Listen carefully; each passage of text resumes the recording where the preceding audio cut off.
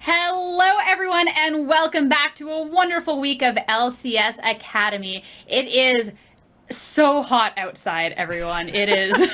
It's so gross, and hopefully that means some hot games to come on by. My name is Sierra Dawn, your host for today. I'm joined with these two lovely individuals. First off, Cubby, hello. How are you doing, friend? Doing great. It's good week to be in the Midwest as we've had some crazy storms, I guess, in the LA area. And yeah, hopefully we get some of the good games that you're wishing for.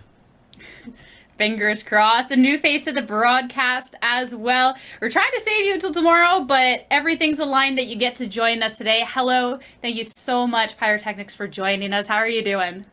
Thank you very much, Sierra. I'm really happy to be here. Yeah, cat's out of the bag. I was going to be on tomorrow and on the next day, but you get me a little bit early. Sometimes talk about storms in LA, things are knocking about. So fortunately for here, it's been a little bit better, and the only storm I got to worry about is maybe my attack ganking us.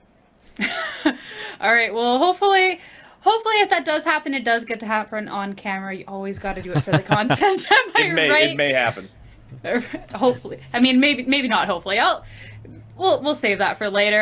Shout out to Desrex as well. Unfortunately, could not join us. Hopefully, you found some place with enough power that you get to tune in and watch. So we're gonna miss you, friend. On to today's show, though, talking about a couple of things happening amongst the midst over here. We do have to check in with Champions QC, where our academy players are ending up. And oh, okay, right at the top, Cowrie taking that second place spot, Gubby. Yeah, I think that for Cowrie, it's interesting because he's someone that was fantastic, a really high performer in Champs Q last split as well. But honestly, I haven't really seen it from him yet in Academy. So I'm really hoping that Cowrie starts to step up to the mantle that we know Cowrie can compete as, being that former MVP from the TCL region. And also, I do want to shout out Jan, who I think has had a really nice start to the split. His teammates are talking about how his laning is buffed up after that Korean boot camp, and I've seen it on the Rift so far, and we're seeing it in Champs Q as well. Yeah, and in the top 22 people from Team Liquid Tier 2, which is always a nice little sign. Not that Champions Q is everything, but it's nice to see where Academy players can end up and just how well they're doing. And love getting those updates from week to week so we can try and compare these Champion Q standings with what we're seeing in Academy. And maybe this is the week, Cubby, that we get to see Cowrie do things that maybe you're a little more content with, get that Champion Q result over in Academy. I'm hoping for it. I know it's been a tough start for EGA, but Cowrie definitely is one of those players that we just have higher expectations for, given his history. And I'm really looking forward to him stepping up to that mantle because we know how good this guy can be. I thought he was the best marksman of the league, even on a bottom 4 team in EGA last split. I'm just hoping to see that again this split. Absolutely. I think it's good to see Smoothie in that Champions Q level too. I think that means they're probably getting a lot of game time in together in that one. Fingers crossed. Duo Q might be coming back to Champs Q soon. We'll see. Moving on to our next part, we do have to talk about Proving Grounds, because this is the talent that we get to see coming up through the ranks, especially as the close qualifiers are going down. And Byra, I'm excited that you get to sit here and talk with us about this, because I believe you casted this. You got to see this live. Yeah, it was absolutely ridiculous. 100 Thieves Next, they speed ran the finals up against the side of Cincinnati Fear. Darkwing's got to be full Swain final boss. Shout out to RMC, who really coined that particular phrase on the analyst desk. It was very much like an upper bracket kind of crushing for them, but there were some moments that it seemed like 100 Next weren't going to do as well. They dropped a game against Maryville in the regular group stage. They dropped a game to Taco Gaming, and we weren't 100% sure what to expect coming into the finals. I think this team was favored, but man, they stepped up so well. Sniper got to pop off on a Riven, carried some team fights. Fnatic played a few Wukong games. Lens popped off on Zaya. Like everybody had a standout performance, and I think 100 Thieves Next are absolutely terrifying in the amateur scene right now. Yeah, shout out to Lens. First time competing in a Riot sanctioned circuit. Obviously on what I would deem the best team, but still to take home that win and be a part of that, especially with his performance yesterday, really good to see. My favorite part about 100 Thieves Next 2 is I feel like there's a lot of talent that this is the progress. We see these players popping off over on this team to just be moving up through. Then we see an academy and move on forward. So love to see how the system sometimes both works. ways. I mean, Darkwings, he was on Dig Academy, goes back to, I mean, after that performance, he might come right back on up. That's what a lot of people have been saying. It's exciting stuff, exciting stuff. Heading on to our next part, though, with summer in its third week here, it is time for the NA Talent Highlight. I know y'all have been missing it. I have been. Let's get right to it.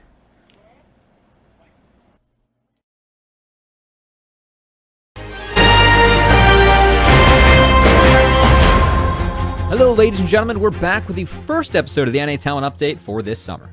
Now this split, I've got a lot of friends help me make the show great. So without further ado, we've got a weather update from our good friends Deserex and Pyro. Welcome to PGCQ News and Weather. Today, chaos in the bracket. The Thieves still away Tuesdays from Taco Gaming. For Katsuo, Robbie Bob, and Chookies, C-Lol is not enough. Team Pending will take down EGP. And is that Winston in another CQ top 4? Him and AoE will thwart Ginger Turmeric. And why do people keep giving Dragoon Darius? Fear will scare away Jake's Kittens. Now with Pyra on the floor with weather for our top 4. It's brutal conditions. Cincinnati Fear members have been falling since game 1. Oh, what is that? It's the clean sweep! Devin, cut to break. Babe, I don't have to see the VODs. I have to see you. We're back! This is not gonna get any better. Next up, it's a segment from my boss, Kelsey.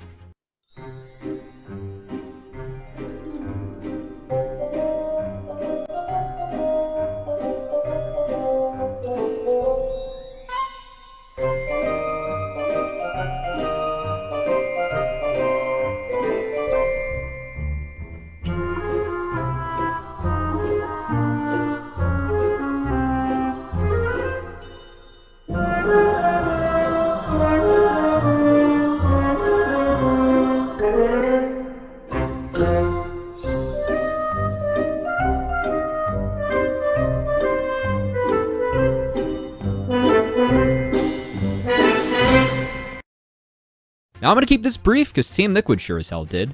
Our Rafa Pog moment is Team Liquid's 18-37 record-setting win against Immortals Academy. This game is over. This is going to be our fastest game so far of the split, Joshi, at 18.5 minutes. Woo! Poggers. Keep your eyes on Team Liquid Academy this week. They're going to have to take on a full-strength Cloud9 Academy, and we'll face off against FlyQuest Academy on Friday to wrap up our Super Week. Hey, that's a wrap on the first NA Talent Update of summer.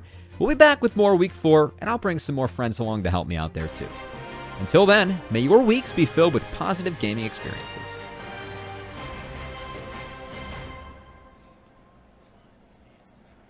So, Pyra, I have to ask, is that the same storm that knocked out Deserex's power? You couldn't have given him a heads up or anything? You know, I thought it was going to be in a bit of good fun, but apparently when you actually do something like that, you summon a very real, rare Los Angeles storm. And unfortunately, Deserex, unluckily, is still dealing with those. Basically, I need to just not use my powers for evil. It was an accident, I swear. It was not pre-planned. Okay. But yeah, so sorry, Deserex. Hopefully it clears through. I'm keeping my eye on you. I don't know about accident there. Not a great start. Not a great start. Yeah, we'll put that under the rug for. We'll sweep that under the rug for now. I may have made some unsavory deals for casting talent when I was younger. I will say nothing else. You got to do what you got to do in this industry, right? So I mean, exactly. Don't reveal your secrets, but I low-key respect it. All right, going on. We talked about amateur and that talent moving up to academy, but we got to talk about the academy talent that we've gotten to see play in LCS because that is the goal, that is a dream for a lot of these players, Cubby.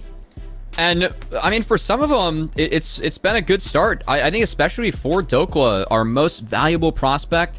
This is something where it was a tough conversation that we had as an academy broadcast to see, who would get most valuable prospect. Dokla was my second choice. My first was actually Cowrie, but I think Dokla ended up winning out. And I think that one of the reasons I was really happy about that is because it wasn't expected from a lot of the fans. Doko is someone that we have seen in LCS before, but he's proving that he is a different player on this time around in the LCS than what he was before. That's been really good to see, and I'm really glad that, he's stepping up to the mantle of most valuable prospect.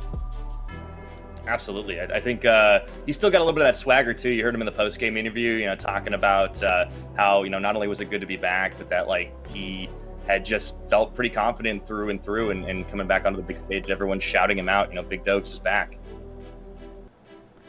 Yeah, it's exciting stuff to see all this talent just be pushed through this academy sphere to then see what they can go on and do once they get that chance, get that opportunity in LCS. Yeah. And I feel like having that whole NA development sphere circle, I don't know necessarily what to call it. It can only speak great things of all of the great talent that we have here in Summer Split. Yeah, I gotta say too, for Philip, we saw him in the last clip. Philip did a lot better than what I thought. And I think it's worth mentioning, this is the second year in a row where FlyQuest has brought a player who is not even in the ecosystem for Academy or Amateur or LCS. And in less than a year, they've debuted on the LCS stage and picked up a win. I think that's really impressive out of FlyQuest. It was NXI last year. This year it's Philip. And hope we get to see more success from Philip and the rest of our Academy alumni now on the LCS stage. Yeah, the close relationships between the Academy teams and the LCS squads. Something that you like to see, including Team Liquid Academy going and cheering on their LCS counterpart. Let's check this out. We went undefeated this week, so now it's your turn, guys.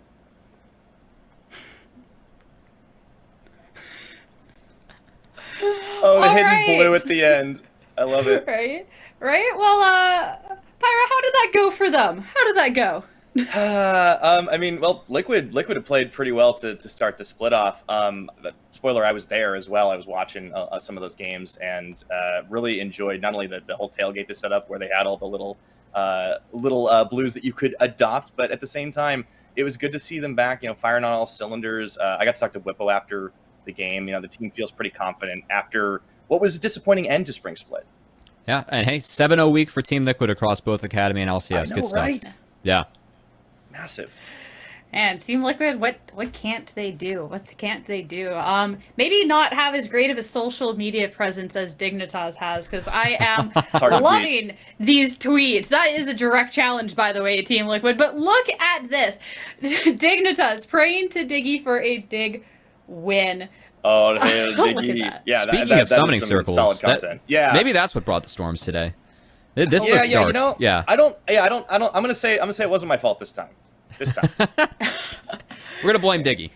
Yeah, it's the keyboards. You're not supposed to put that many keyboards in. Unintended side effects, Hey, it looks so cool though. I got a chance to go over to the studios. I got to sit in the chair. It's so cool and the whole thing's lit up. I kind of want one for my own room for broadcasting. It might be a little bit extra, but the Game of Thrones Game of Thrones throne for gamers. A little bit of a mix-up, but I feel like that fits. That is some serious branding. I'm impressed.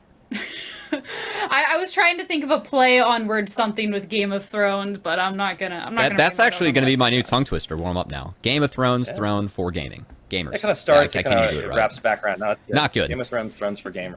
Move on. I can't do it. Move on. We'll bring that up next week. We'll see if you've gotten it down then. Let's go look at the schedule of what we have going on for the day. Moving away from Cubby and the tongue twisters, focusing on it will be Dignitas that we're going to see starting off the day going up against Golden Guardians, a team that's still looking to get a couple more wins under their belt, show us what they can do. Immortals TSM later on. Then to finish off the day, Cloud9 going against this dominant team, Liquid. It should be so much fun. Looking over at the Path to LCS channel, though, you can catch these fire matchups as well. Evil Geniuses Quest, CLG, and 100 Thieves. And of course, twitch.tv/Path to LCS for that. But you're on the right stream over here because we're about to have a lot of fun today. And we want to know your thoughts on what we're going to see as well. Make sure to interact with Path to LCS and check out for any of your Academy needs. Check out the schedule. Check out what the players are going up to as well. If you want to go back and look at that NA Talent update video or anything else that we go and post, There you are. It's good stuff. But let's talk about the matchup that we're going to start off with. Dignitas, Golden Guardians. Dignitas, they've been, doing okay. But Cubby, you were saying that the record that they have 5-5 is not really indicative of what you necessarily think of them. Yeah, I feel like Dignitas is a team that we've seen somewhat surpass some of our expectations, especially in spring.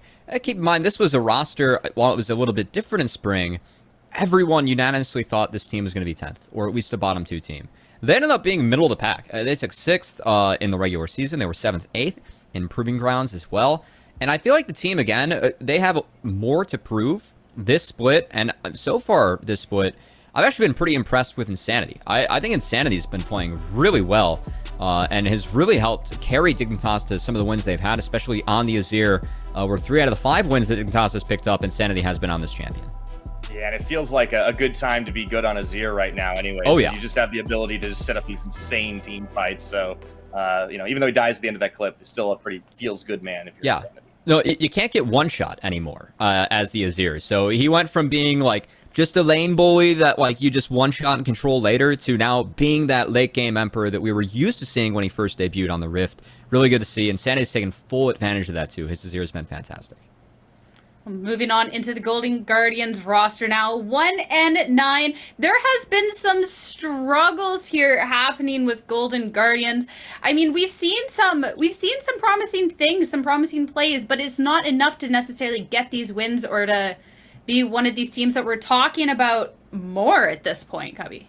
Yeah, it feels like Golden Guardians, it's a tough spot for them. Again, Shoes stepping in. He's supposed to be one of their coaches. And while he was a competitive player at one point, he still hasn't played competitively since Season 8. So it's really hard for us to kind of build up our expectations for Golden Guardians knowing this. And, I mean, to be fair, Shoes had a really tough Week 1. He actually was okay in Week 2. Like, his Yone was the reason that they put that one win on the board they have at the moment. So I really want to see if Golden Guardians can continue some of this momentum and keep on trying to play around this mid-jungle duo. Because if there has been a bright spot for Golden Guardians, I feel like it's actually been Acadian. Yeah, and Acadian's a player that has a lot of experience, right? When you're looking at somebody that's played in the LCS as well, even if their form is sometimes a little up and down, being able to fall back on that a little bit and being able to have that player have a big impact, especially on things like the Wukong that we're seeing in these clips here, such a big impact on the durability patch, setting things up with those Cyclones. It's really important. We saw it in PGCQ too yesterday. Yeah, and also, it is summer. I would hate to bring this up again, but for the last 3 summer splits, Acadian has had to sub in for an LCS team mid-split. So, you never know if history is going to repeat itself for a 4th time in a row. So far, I know that Acadian's going from being the coach of this team to being a player from spring to summer, but I actually think he's been playing really well. So, I hope he keeps it up. Mm-hmm. Well, history really be made there. There's a news story being told when we're looking over at the ADC at this team. Array actually having a really similar story as Spawn. These were 2 players that have both gone through amateur scouting grounds. Just Array a year behind, but I feel like there's promise in this sort of storyline, Cubby. Yeah, I mean, first off, this is an old clip. This is from 2020. You can see Busio C playing the block. Yes, that is 100 Thieves Busio at support. As you can see, some of the gnarly LeBlanc mechanics he had back then. But yeah, Spawn, when Spawn came up through the system, he was just this fantastic team-fighting marksman. When he went to Scouting Grounds, everyone was really impressed at how good he was at Ashe. And that's because his ability to position himself throughout a team fight, to control the laning phase. I feel like it's a champ that just really fits the strengths of Spawn as a player, which is the team fighting stage and also just keeping games that are controlled. And when I look over at Array, it feels like it's much of the same from his time at 100 Next, from his time at Resolve. Again, this was a team when Array was an amateur. They took they knocked off the number 2 seed in Summer PG in Cloud9.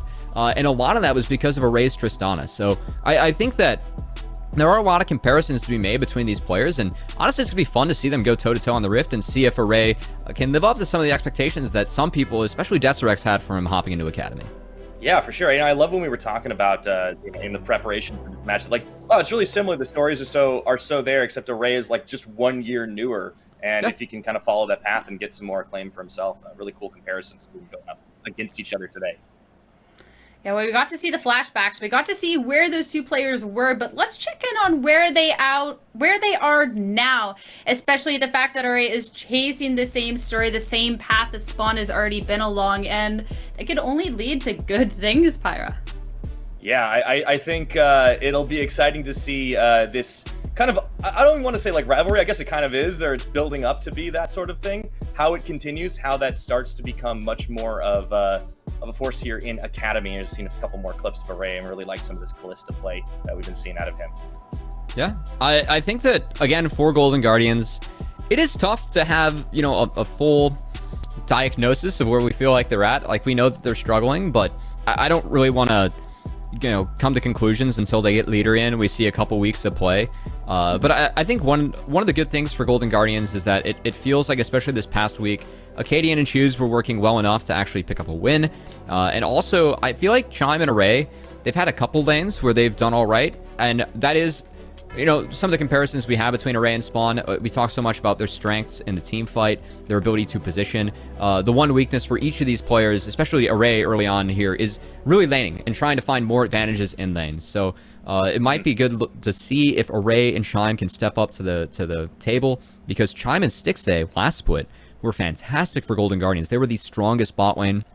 And Chime's still someone that's trying to make the jump back to LCS himself. So might be a couple players we look at to really step up and try and give Golden Guardians a couple more wins in the Super Week. Yeah, so is that exactly where we're looking at for these win cons today for Golden Guardians? Because this point, 1-9, it's not that the wins necessarily mean everything in Academy. We're looking for what they can do, but obviously taking some wins, being able to close out games, it does really help morale. So where's the best path to victory for them? Is it this bot lane? Where else can we really look for that, Cubby? So I know I talked to Array a little bit before this match, and Array said that he feels like they just weren't on the same page. And honestly, I can't blame him if that's the diagnosis, because again, Choose stepping in, hasn't played competitively in a few years. Yes, he is a coach. Yes, he has great knowledge of the game, but it's a lot harder to do that while you're actually playing the game than just talking about it afterwards, right? I think that for Golden Guardians, a lot of it's just about getting more on the same page. I want to see Array and Chime step up, because I feel like when you have Concept as a top laner, it just puts a bigger emphasis on your bot lane being able to carry. As Concept, his champion pool, he's always going to be great when he's, you know, the third, fourth most damage dealer. He loves to play the tanks. I think he's better in that supportive role where he's playing the map and trying to help his other carries be better in the team fights. So, yeah, I am looking for Array and Chime to, you know, really step up to the mantle and try and put together some better League of Legends to give Golden Guardians at least help them double their win column here in Super Week. Yeah, I agree with that, and I think you know, you're talking about Choose stepping in and having not played for a while. Like, it's not just that factor on an individual level, right? It is that meshing with the team, taking the time. They really need experience in scrims, experience in actual games as well. And this is something we hear over and over from players, even at the LCS level, that they just need time to mesh. And when things have to come together at the last second, that gets pushed back a bit. So I'm not that alarmed by the current scoreline, just because I think you might see it improve over the next couple of weeks. But they do have to make up for lost time, right? And I think the bot lane is a place they could, especially if that laning phase starts to pick up. And I think that's a place where Array could really become a hero for this squad. So then how long do we generally think it takes for that meshing of a team to happen? Because we're on week 3 now. Is it something that maybe looking into today's match we're going to see it? Is it something that, hey, we need to give this more time? Like, it's where like do you think scaling. we're at? There's a timer, you know, like we are getting close to the point where we need it for sure. But, you know, hopefully today is when it starts coming together, Sierra. All right, well, it's time to see. Champ Select is around the corner. First look at how this is going to go down between Dignitas and Golden Guardians. Alrighty, it looks like we are into picks and bans. Golden Guardians Academy on our blue side for game number 1. With the Draven ban already out the window, Cubby, we're seeing the Zeri follow through. That's a new one. We're paying some respect over to Spawn. I gotta say, we're talking so much about these players trying to really find their laning phase. Is Spawn, you know, further into that trajectory than where we have, you know, Array at the moment. But Draven, interesting band. And honestly, on the side of Golden Guardians, I don't want to jump to too many conclusions early, but that's 2 counters that you'd play into Callista. So maybe they're looking to put a lot of bans onto Spawn and give Array a comfortable setup for this Callista to start off this draft. Yeah, 3 bans down on the bottom side, so I think we really picked a good point to focus on in the pregame, really talking about Array and Spawn, not just their comparisons, but their similarities. Talia follows through as well, and Ascena as well. That's 3 bot lane bans thrown at Spawn, and I wonder if Academy's going to do any more here, or if they'll continue to stick to things in the mid, things in the jungle. Yeah, I mean, they could leave Lucian up and have Kalista plus Lucian open. We've seen that trade happen quite a bit, especially when you throw in the Nami and the Renata. It is a lane that Kalista plus Renata do win in the first few waves. After that, though, I think it's heavily Lucian favored, and that might be the conversation that Dignitas is having as they're waiting out on this last ban, and they are actually going to let that Lucian through. But for Golden Guardians, we tease the bans, the Draven Aphelios ban, that is meant to set up the Kalista. So it will be the Kalista for Array that is his most played so far this split. But Spawn's most played is the Lucian, so I expect the Lucian Nami response here from Dig.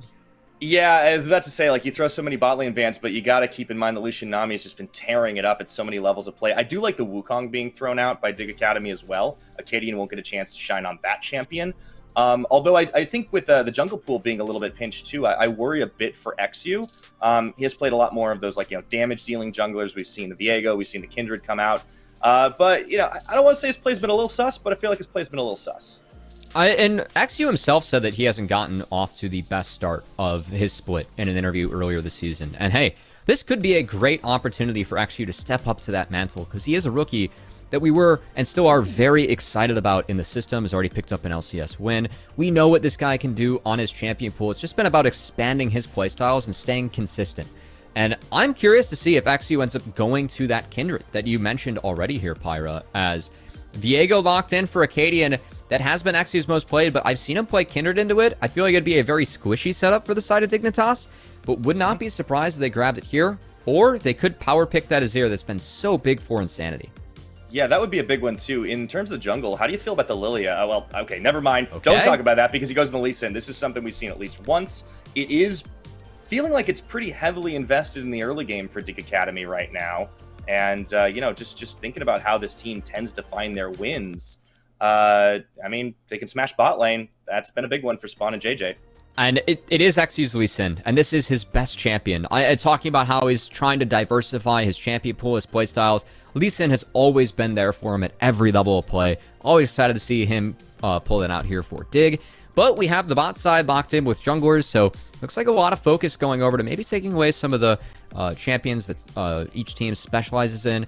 I really want to see Golden Guardians take away the Azir for Insanity, but something I feel like we have to look out for when it comes to Insanity is the fact that he's been playing a lot of artillery mages, and paired up with Nami, I actually really like the combo. They've been playing Vel'Koz plus Nami, and when you empower Vel'Koz, you connect with those Qs, you start to really land some major poke, some big chunk damage in the mid to late game, and Insanity's been really good at positioning around that. So curious if that gets denied by the side of Golden Guardians, whereas Dignitas, that's the concept champion pool being taken away. No Mundo, no regard for him. I mean, I feel like the Singed could come out at some point too. I mean, that's always the possibility now that all those bans are taken away. But the focus on the Golden Guardians Academy side has been towards the mid lane. They don't want the roam potential. I do think they are going to keep an eye towards the bot. Keep in mind, it's a pretty squishy bot lane. We've seen a lot of Renata from Chime, but they haven't managed to find a win on it. And in the early game, the cooldown's very, very high. You're going to be looking at that Viego starting to ramp up in, like the level 6 going on, maybe a few early ganks. But I think this is going to be very important in the early game to see what GGA can do bot side. The last ban comes through. It's the Gwen. It's not one that Tony's played, but yeah, it is still pretty popular, still pretty powerful in the meta. I think Tony Top could always pull out some surprises. The Gangplank, though, is very likely. And now we see the timer ticking down. Insanity does it go with the safe pick, the Corki. He has a lot of mobility and a lot of mid-game team fighting. I mean, it does feel like they're all early and mid right now for Dig Academy. That's a lot of poke for the side of Dignitas. I did talk about the artillery mages. Poke Corki does somewhat play that way. The Gwen ban's actually interesting. So this is Tony Top's team from spring. Gwen was his most played and most successful champion. So maybe some of his old teammates have a read on him there, taking that Gwen away. Whereas I'm curious if we see the Victor into the Corki. It's been a common matchup, but I feel like when you see Corki, you have to opt to play fast. And that's exactly what Golden Guardians are thinking now, as this is all about the early game for them. They're going to take that Ahri, so Ahri is going to have the ability to get out of lane and impact the sides, and it's actually going to be the Sejuani for concept, a pick that's been picking up a lot of popularity, especially over in Korea, LPL. good to see it making its way into Academy now, too. Yeah, big beefy tank up in the top side, has a lot of CC stacking. I mean, right now they have the potential to just delete a single target off the Rift if they're able to land the big Ice Bowl combined with the Charm. This should mean we're probably going to have Bruiser v Bruiser up there, or rather Tank v Tank up there with the Ornn hover. It's going to get locked in at the last second, and now there is a pretty nasty setup for a little bit of team fighting. You mentioned a lot of poke, especially on the Corki side and the Lucian, but man, if anyone gets caught in that Call of the Forge God or the Wave, that could be a little trouble for GGA. At Dignitas, they needed some engage when you have a Nami support. Lee Sin being solo engaged, not great, so I like the Ornn pickup. I do want to talk about the Sejuani a bit, though, as I believe this is one of the first times we're seeing it in Academy, besides Alorum, who played it earlier when he was subbing in for C9. One of the reasons we're seeing Sejuani is that it is this tank, but it gives you some playmaking ability early, because the setup with Viego, stacking up that passive on Sejuani, and of course you can connect the Glacial Prison to follow up, so a lot of damage. Sejuani is like a tank that you can kind of play through and play towards in the earlier stages, and still matches some of the scaling that we're going to see out of Ornn. So again, I feel like for Golden Guardians, this is a full focus on the early game, and a lot of what we talked about early, like Array stepping up as a laner, choosing Acadian, trying to work together as a mid-jungle duo, trying to be on the same page as a team to just try and snowball these games forward. We're going to have to see if GG was able to work on and execute that in their last week of practice, because it is all about the early game here in this one. Yeah, everything we talked about, we wanted to see them improve upon. It's kind of it has to come in right now in this game if they want to be able to show that, there's going to be some results and that they're not going to be falling and staying into the bottom half and very bottom of the bracket here. So as far as GGA is concerned, they're going to try to fight fire with fire, or I guess in the bot lane, maybe Bubbles with a little bit more poke back on the opposite side. I do think that they have the tools. It's just a matter of execution. We'll have to see if they can pull it off. It has been a struggle a little bit for Golden Guardians. Of course, a 1-9 start is not great. But I think one of the big parts of that has been some of their early games have really struggled to get off the ground. Averaging being down a little bit over 1,600 gold at the 15-minute mark. That is 9th place in the league. And, this is a good opportunity for them. They have a full early game comp. You're going to have Ari be able to move, try and impact these sides. You have Callista Renata with push early. Sejuani Viego is a great combo to try and get that gank set up down and set that Ornn behind. And I'm just curious to see if GG, have the ability to work together and make that happen, because they're going to need to make it happen, or else they're going to get brutally outscaled by the side of Dig. Yeah, that's always the worry, right? That they're going to have to deal with that as the game goes on. So in the early game, who are you looking at to really make the first moves? Is it going to be a lot on Acadian trying to get down there and bringing concept as well? Are we going to see maybe some back and then lane ganks effectively from the Sejuani? What are you looking for? I'm really curious to see where Acadian paths early. And because you can play towards the Sedge, or you can go towards that Callista Renata lane and try and make plays. And I think that wherever Acadian goes, that's where Eyes have to follow. He's going to dictate the early game, and see if Golden Guardians can capitalize. All right, I'm here, and we are ready to go into game. Let's get us underway for the start of GGA versus Dignitas Academy. Pyra, how's your day going? I know you had like an emergency sub situation here. I haven't really gotten the check-in yet as we spawn on the Rift. Yeah, you know what? Yeah, you gotta get this out of the way before we get in. Look, it's real nice of you to ask. I'm doing well. I was just kind of relaxing. I was chilling. I don't know if everybody knows, but like all casters, they just sort of when they are not actually working, they just sit in like a Winter Soldier cryo tube. And I was just relaxing. I was chilling. I was having the nice hyper sleep. And then all of a sudden, everything got a lot warmer. Button got pressed. The door opened, and Kelsey was there, and she just says, "We need you." And I was like, "What's the mission?" And here we are. That's how it works, right? I don't actually do anything when I'm not shoutcasting. So life's been pretty chill. Life's been pretty good. I was on last night on PGCQ finals. It was a lot of fun. We had a 3-0, and Storm came, and then, we know the rest. Hopefully, everything's starting to get back up for Destrix. But into this game, actually, before I do that, how are you, Cubby? Because I know you've been furiously working away at the last time. I'm doing great. It's time to cast some League of Legends. We got a super week here for Academy. We're going to deliver. This is our first cast together? It is. It's going to be a good time. Oh, my goodness. Absolutely. Speaking of good time, Insanity's finding the Gatling gun on to choose to kick things off. Just a little bit of poke. Let's do look at how the summoner spells have lined up too, because it's going to be teleports on all sides matching. Of course, concept going for that ignite I usually see that as like the "don't all in me, I will bite back." Natural anti-predator response, you know? Yeah, and it does kind of play into the fact that you do have that gank set up in the top lane. It adds a little bit more pressure over to the side of Tony Top and Dignitas, but you won't have to worry about it early, as I did talk about keeping an eye on Acadian's early pathing. It looks like Acadian is choosing to work towards the bot side, support that bot lane that's going to have shove for the first few waves, but we'll see, as he is going for that full clear, which means that XU has potential to be there first, as he could make a play. I assume that he's going to go for a longer clear as well, just wrap around and go towards that top crab, but we'll see if see what happens around this bot lane, as Kalista Renata playing out this early lane phase really well, get the shove, and have the potential to make plays from here.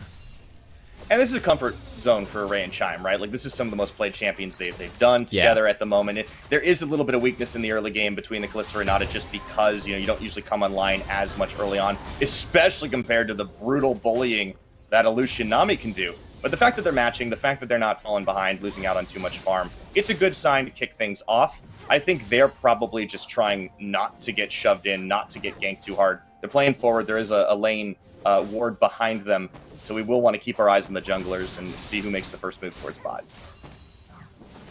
And again, the quieter the early game, the better for Dignitas. I do want to praise Insanity as well. That's set up level 1 to get the early Gatling gun.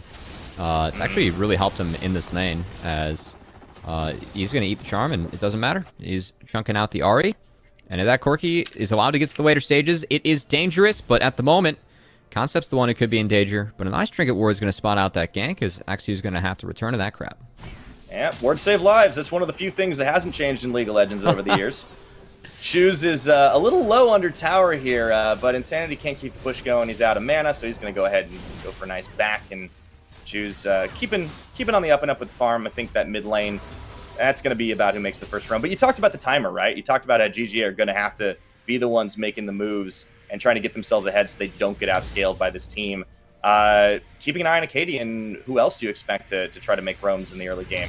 Maybe 1-6 dings. It's Choose, right? Because you can utilize the REQ to get shove in the mid lane and then try and go impact side. So if Acadian and Choose can work together, I think the goal is to attack bot lane, but we'll see where they want to attack. As if they set Lucian behind, that could really set the damage of Dignitas behind until the later stages where Poke Corki really starts to catch back up. So Ooh, yeah. I think that's the early plan. We'll just have to see that they can execute it, because so far, again, quiet early game, Dignitas has a small gold lead just from pure laning, and that heavily advantages them. Again, as this Lucian Nami, once they ding level 4, that's where I really start to favor the Lucian in this matchup. You can use all your abilities to rotate out a lot of poke and a lot of combos, taking advantage of Nami's E. So we'll see if they can hit that to the best potential they can. As top lane, yeah, he's got. I don't think he was spotted by the scuttle, but Tony Top is not going to go all in on the aggression. I think even with a level advantage and a little bit of damage on Concept, does not want to engage on that one. So a fair bit of time invested to try and set up a play that does not happen. So far continues to be quiet here, and there's that level 4 ding you were talking about between Spawn and Jay, and we'll have to see if this continues to be the case. Choose on a roam down bot though. XU, yeah, XU is here to hover, and I love how XU, again, he could go to his wolves right now and continue his clear, but understands that Lucian was a tad bit low on the mana, did pop a cookie to help out, but this is an area where they can be attacked in the bot lane, so I like the fact that XU's trying to hover, as actually... Oh, Acadian almost got pinched right there. Like, I don't think he was expecting the dragon to be procced because XU's in the area, but now Choose and Insanity both moving around as he goes in. XU wanted to start off the Drake, and Acadian just harassing, does dodge out at least one of the Corki rockets. A few more ping him, and that's going to be the end of that. Still not a whole lot of action early game, and just laning advantages resulting in a slim lead gold-wise for Dig. Yeah, that poke from Insanity, it forces Acadian to go back to the jungle, take a couple of his champs to get the health back, as at least Choose able to trade back a little bit. But again, these are windows that just because Dignitas are matching, going even, no engages are coming down, it means things are going even, and that really benefits Golden Guardians. And again, I love the hover here from XU. He has snuck in, not spotted. They have the potential to make play. Acadian doesn't have 6 either yet, so this could be a trouble. The bubble is going to land, and they immediately close the jaws, but First Blood still goes to Chime. In fact, Chime even lives. Acadian, the target selection was not quite there for Dignitas Academy. Now Array and Acadian finding more openings. Just 1 kill so far. Oh. Make that 2 with the red stacks. They get a clean 3, and that is exactly what GGA needed. Oh man, we talked about Array's laning, Array's early game. That's where we want to see him make the improvements, and what a sick play out of Array early in this game, Pyra, as man, all the spears, all the Ren stacks just totally turned things around on Dignitas. That was brilliant, and it looked like it was going to be a problem because all the information was on the Dignitas side. Acadian steps forward. Chime gets nailed by the bubble. About to see it here, and this is where I thought everything's bad, but then, man, Array's positioning is so good. Chime bails himself out, and they get the reset off of it. The Ignite's burned on Acadian, I think. Man, what a good play. Oh man, and Array, the flash forward, so good, and then landing the Q as well. Really good Callista mechanics on the back half as Array steps up big for Golden Guardians. And all of a sudden, this is the early lead that we talked about. This is the early lead that Golden Guardians needs with this composition. Up 1.5K gold. We'll see if they can turn it into more. My sights are set on the Rift Herald. Take that down. Try and stack up some gold for your early game team so you can run Dig off the map. Yeah, that just straight up bought boots to the Noon Quiver. I don't see when the item buy came in after the fact. So already a pretty big edge down bot side. No summoners, of course, for Ray or Chime. Spawn still hanging on to the cleanse, but that's about it. Meanwhile, Shoes, doesn't land the charm. Had that info, doesn't manage to get it even a level down. But this is a really good start. This is exactly what we're talking about. We need to see more out of it. We need to see Array become the hero for the team, and the team seems to be trying to play around him. And it's good to see for GGA if they want to make a play on the standings. Yeah, and again, all eyes on Acadian, where he ends up going next, because we do have to be careful, as Corky Package is coming out here pretty soon. Will be available at the 10-minute mark for Insanity, and once that package is picked up, you gotta believe the Dignitas are gonna make a play for a neutral. So I want to see if Golden Guardians in the next minute can try and set up a positive situation and take one of those neutrals for themselves, as we do see Acadian working his way bot with some bot push. Will be a wave crash, but we'll see if he ends up starting the dragon. Looks like that is the play. So Golden Guardian's going to try and remove that dragon before the package comes available to the Corky. Uh-oh. XU, if he sniffs this out, it could be trouble right now, but I think he might be focused elsewhere. Ward. There's the ward down. It's a dangerous place, but I don't think XU wants to go for it, so this actually forces the pull up from Array and Chime, but they're okay with that. I was about to say, one of the nice things that you can do on a Viego, on a damage-dealing jungler like that, is you can solo some of these dragons out early on in the game. Maybe not that early, it's only 9.5 minutes in, but they bring him up anyways, and here's the long roam. It's fully telegraphed, but it's kind of like, well, what are you going to do about it? I actually really like this from Choose. Choose is rotating down to try and get the bot wave. We will see if he is found or spotted, or if he is able to take this, because with the 3 alt charges of Spirit Rush and the Flash, you got to imagine that Dignitas can't even take him down. So I think because of this rotation, they're going to send Concept mid even now. This is actually really well done by the side of Golden Guardians, as they have taken both neutrals off the map before the 10-minute mark, before that Corky package comes available, and they've limited the amount of golden XP they've actually missed for themselves. So I think it's a really good rotation, actually, from GG. Yeah, they're gonna go ahead and get some plates there for Array as well, just trying to funnel as much gold as possible into him. Obviously, Spawn is going to be able to get some of that for himself as well, and now that Choose is backed away, it's just a plate race, if you will, but with Herald, I mean, it's kind of free for GGA. This is a good start for this team. They're actually not going to drop it right now. Might even go for... Oh, there it goes. I was about to say, I think they can secure a second charge off this if they can zone Tony top out, but XU is coming up for relief. Yeah, it's a good rotation here from XU. The one bummer is that Choose did have to exit that bot lane, so Spawn actually did get quite a bit of gold and XP off that, but you can still see the gold. Shout out to our observers. Array is ahead, and Golden Guardians ahead, as they have grown this gold lead to almost 2K and even have a dragon under their belts now as well. So, again, everything that we asked for from Golden Guardians, getting off to an aggressive early start, because of the play made bot, because of the really sick Callista play from Array, it's been made possible. Yeah, and they were sniffing for it, but it was a reactive play. You have to remember that this is a team that in the moment, they actually positioned so well. Chime, fast fingers to get that bailout, and because of the reset, everything went GGA's way. So they are able to take that play, to take that gold advantage, throw their weight around the map a little bit. That first dragon, definitely an important one as well on the Infernal, helps their team fighting power out. And they get first brick up top and then some. And they manage to even save that bottom lane. I mean, sure, Spawn gets some plates and ends up being the first one to get his mythic there. But I think Array is going to be just fine. Kind of been absorbing as much farm as he can, getting solo XP down bot. And I think that we're going to have to keep our eyes out here for Acadian, as we really set up Acadian early. XU was down bot trying to make a play, but Acadian and Shine were able to turn that around initially. But Acadian bladed their own king on the Viego. Last time we saw him pilot this Viego, it was that into the Turbo Chem Tank. We are starting to see some different Viego builds in the durability patch. People trying to take advantage of some of the synergies that Viego has, especially with the Kraken Slayer, the Blade of the Ruined King, and all the auto attacks he gets when you do end up going for that Q auto, as you do apply on-hit effects 3 times when you auto after that. So we'll see if Acadian can make the most of this Bork Spike, and if Acadian is going for a Kraken Slayer or something else next is Ray. All right, there we go. Ray does get a little bit of help from Chime off the back. Pops a seal off that one, though, so it was a free play on JJ and Spawn side, but here comes Choose Acadian. The channel XU's there, does sniff this one out, but they are able to get Spectrum Maw and into the hostile takeover. Just for a second, find a little bit of damage. Spawn goes forward, Choose on the Spirit Rush. They land the Charm, but the teleport comes through, meaning that GG are going to back off. Investment pretty heavy, almost all 5 now, including Insanity coming down bottom. So that is stymied. It doesn't mean Concept gets free push up top, but there's no, there's just a wave to catch. There's no tower to take just yet. Just waves to catch, but this is a good sign for Golden Guardians when it comes to the next Dragon setup, as that is now both teleports missing on the side of Dignitas. Right. Shoes did just TP back mid to try and catch this wave, but look at Insanity. He has the package right now. He picked that up to try and counter that bot lane play, so he will not have it for the upcoming Dragon. Gotta figure that with the strength that Golden Guardians has, I'd be surprised Dignitas even contests.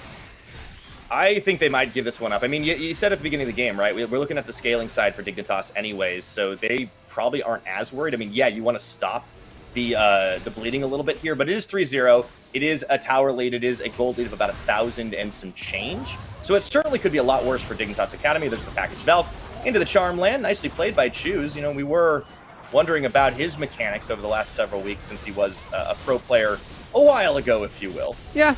It's been a while, but hey, I'd say the coach is no longer limiting the team.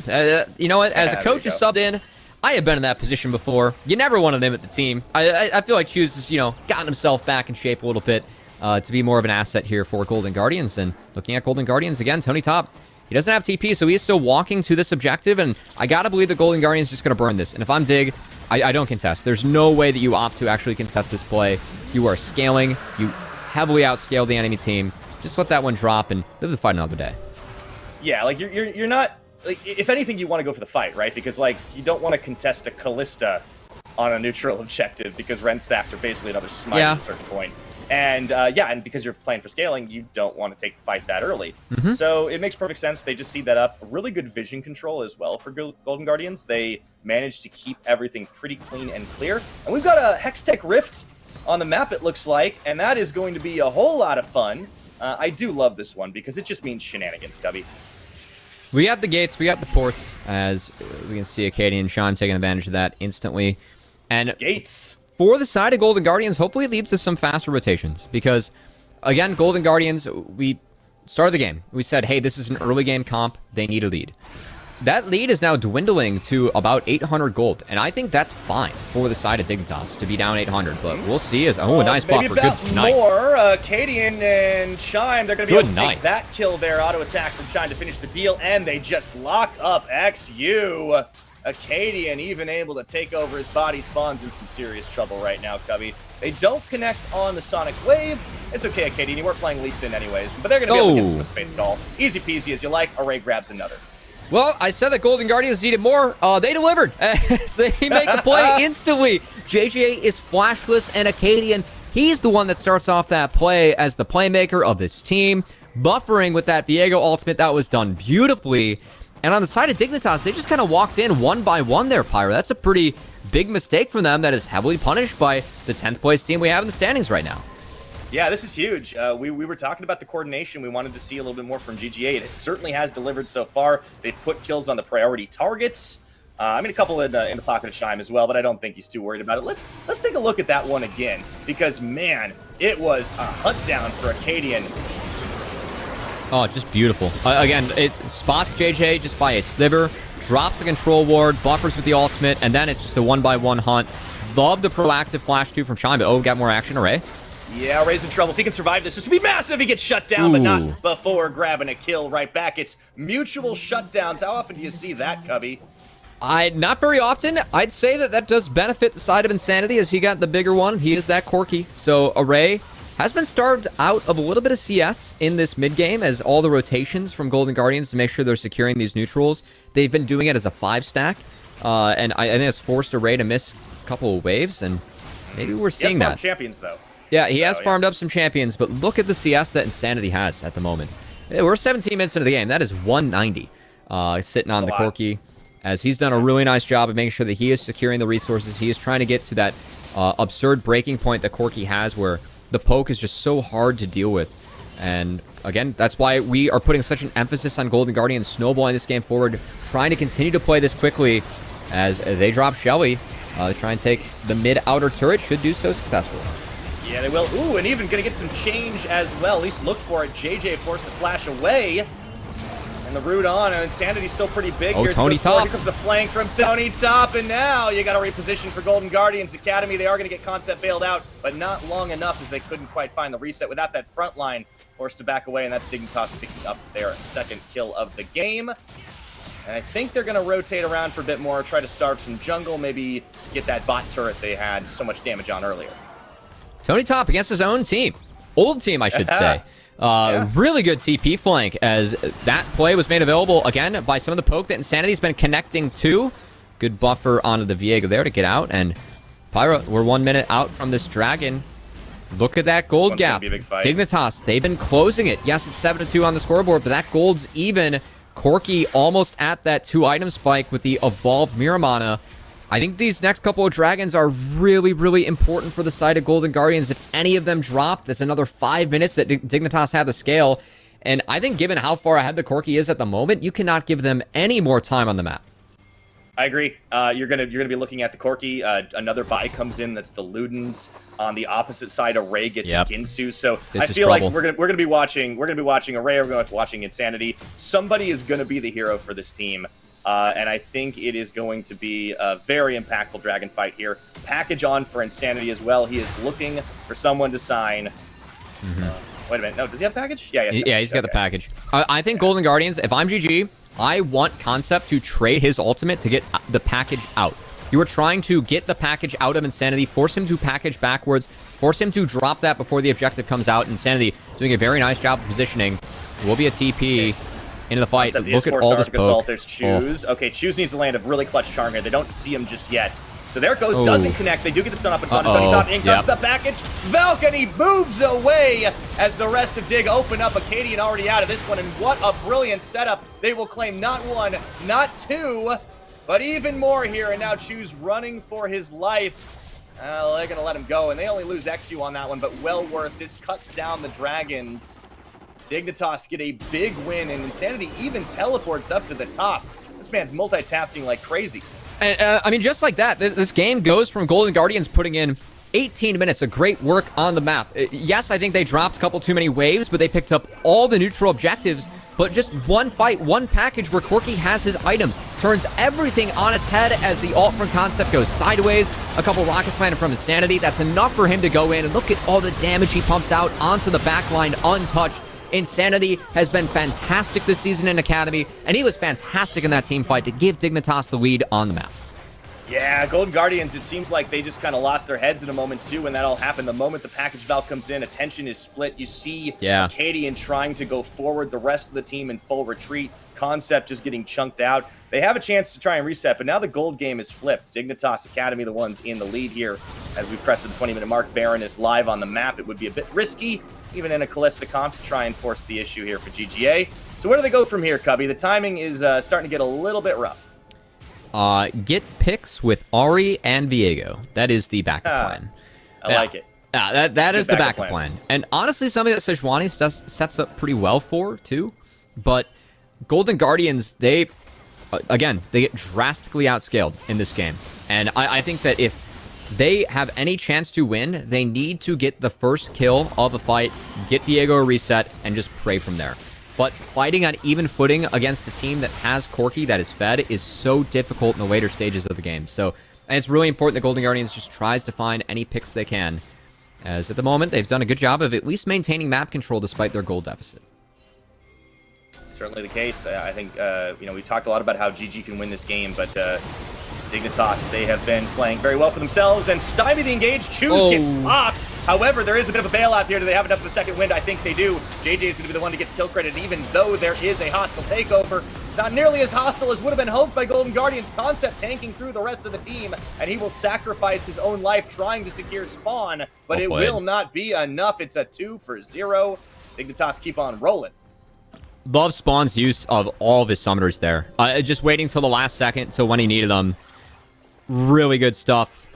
As with that, Dignitas, I mean, everyone lived.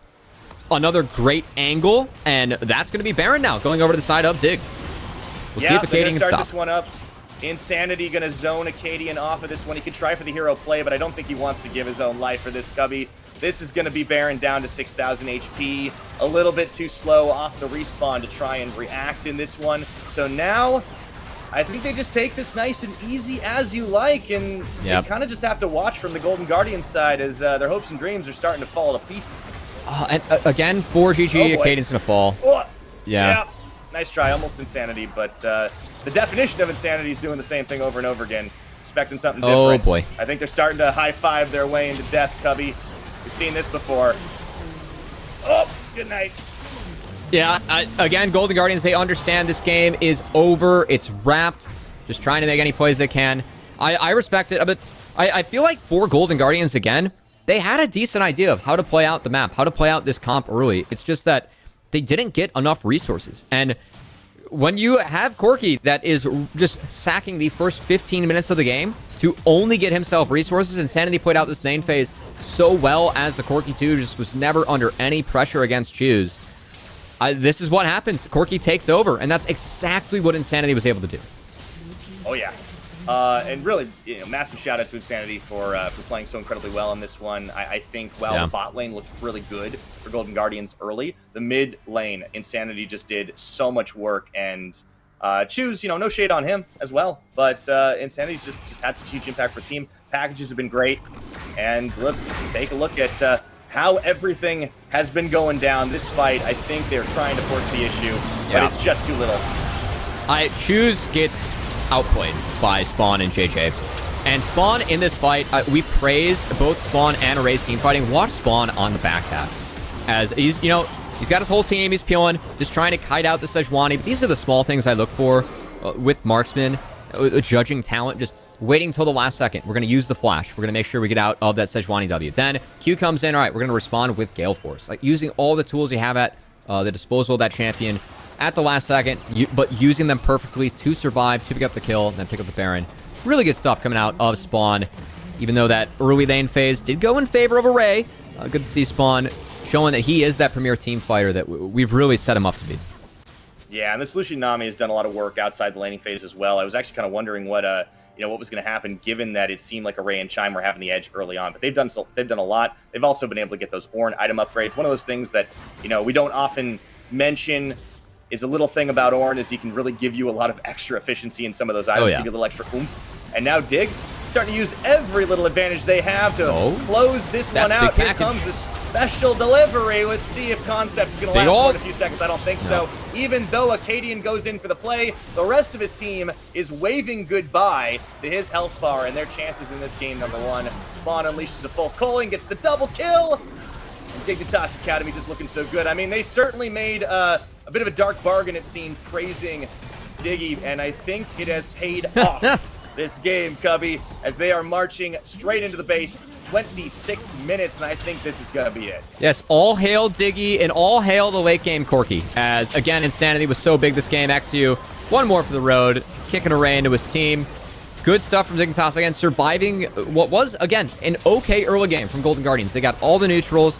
I think they just sacked a little bit too many resources in doing so. Too many plays made us 5, and because of that, Dignitas were able to come back. Some great play from Insanity. Absolutely. Patting a few more stats because Golden Guardians, they absolutely die hard. Have to give them the credit on that one, but they cannot find an opener, cannot find an answer. and they'll just keep them locked up under Found to end this 126.5. Good game. Number 1 here for Dig Academy. Yeah, Dignitas, it was a team coming into this week that I felt like they were playing a little bit better than what we saw out of them earlier, or playing better than what the record showed. And I'm really glad that we saw some of that in this game as, again, the patience of them, understanding the win count of their composition, and then capitalizing when the time is right. Really good stuff out of Dignitas in this game. Oh, 100%. I think GGA, for sure, there has been some improvement. Just has not happened in the terms of a result just yet. We'll see if they can turn things around after this. We're heading to break. We'll be right back.